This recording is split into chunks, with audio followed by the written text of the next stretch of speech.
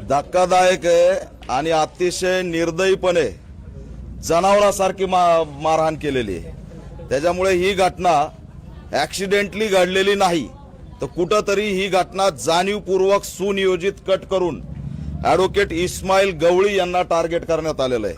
कारण ॲडव्होकेट इस्माईल गवळी हे व्यक्तिमत्व पूर्ण बीड जिल्ह्याला परिचित आहे। सामाजिक चळवळीमधलं सक्रिय व्यक्तिमत्व आहे। देशातल्या आणि राज्यातल्या विविध मुद्द्यावरती आवाज उठवणारं व्यक्तिमत्व आहे आणि त्या व्यक्तिमत्वाला जाणीवपूर्वक टार्गेट केलंय असा आमचा इथं थेट आरोप आहे। हे जे काही 15 ते 20 आरोपी आहेत त्यातला आतापर्यंत एकही अटक झालेला नाही, हे दुर्दैव आहे। सकाळ दुपारी घटना घडलेली आहे, अतिशय जनावरासारखं मारलंय, काट्या लाट्यानी मारलंय, पाठीवर लाल वळत त्यांच्या असणारं पार्श्व भागावर मारलंय।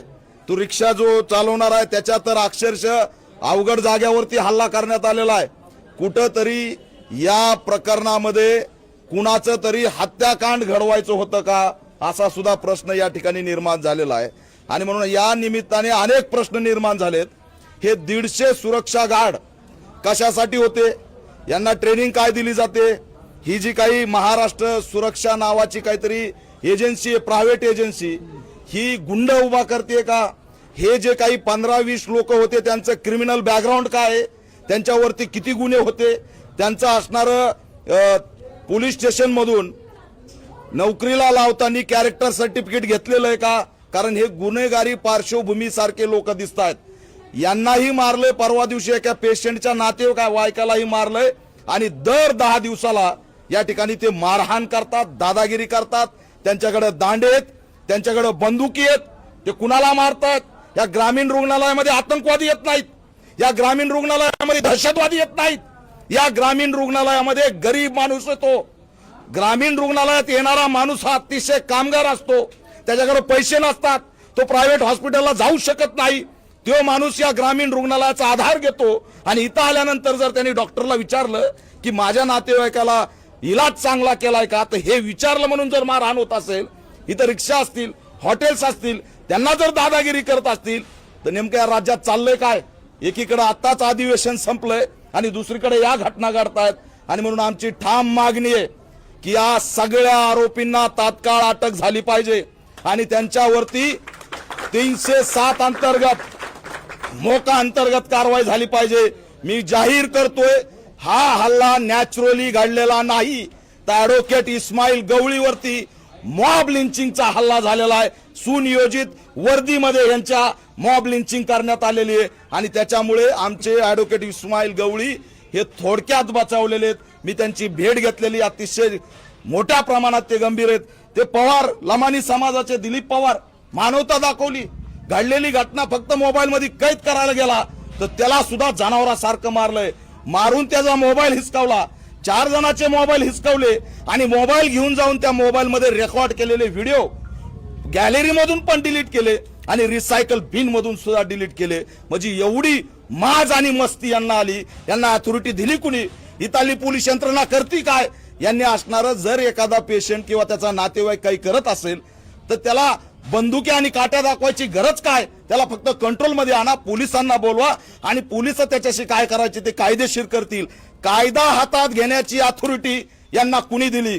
म्हणून राज्यभर महाराष्ट्र सुरक्षाचं जे काही असणारं कॉन्ट्रॅक्ट आहे ते तात्काळ सरकारने रद्द केलं पाहिजे, ही सुद्धा आम्ही मागणी आहे। आणि शांत बसणार नाहीत।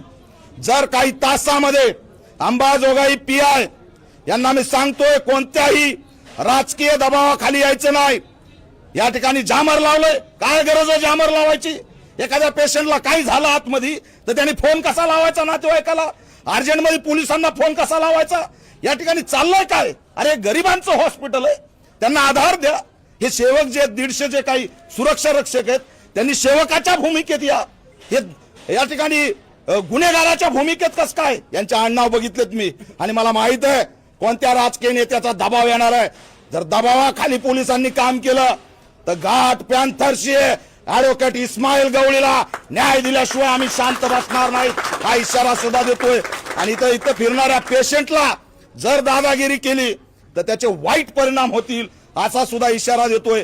तात्काळ एसपींनी या आमच्या पीडिताची भेट घ्यावी, इथला आढावा घ्यावा आणि येणाऱ्या काही तासात 307 आणि मोका अंतर्गत सगळ्या आरोपीला अटक करावी, अन्यथा अंबाजोगाईमध्ये भूतो न भविष्यती मोर्चा निघेल आणि हा पॅन्थर सुद्धा नेतृत्व करायला तिथं येईल, हा इशारा या हॉस्पिटलमधून देतोय. आणि याला जी काही कारणीभूत आहे, या हॉस्पिटलचे डीन अशोक धापाटे हे कारणीभूत आहेत.